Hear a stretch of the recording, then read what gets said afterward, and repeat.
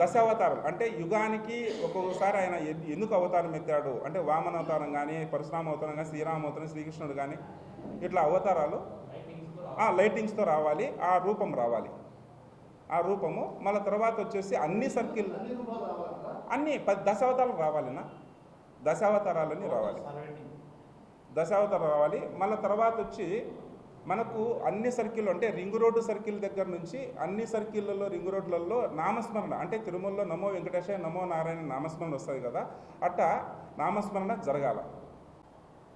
మన ప్రత్యక్షమైనటువంటి ఈ కలియుగ వెంకటేశ్వర స్వామి మనకు కడపకు యుగానికే ఉన్నటువంటి ఈ కార్యక్రమంలో స్వామివారికి సంబంధించినటువంటి కడపలో జరగబోయే ప్రతి కార్యక్రమము తిరుమల మాదిరిగా తొలి అడుగు పడినటువంటి ఈ క్షేత్రములో ఆ క్షేత్రానికి మనమందరము ఇది కడప ప్రజలందరూ కలిపి 4 లక్షల మంది ప్రజల మనోభావాలను తెలియజేశారు.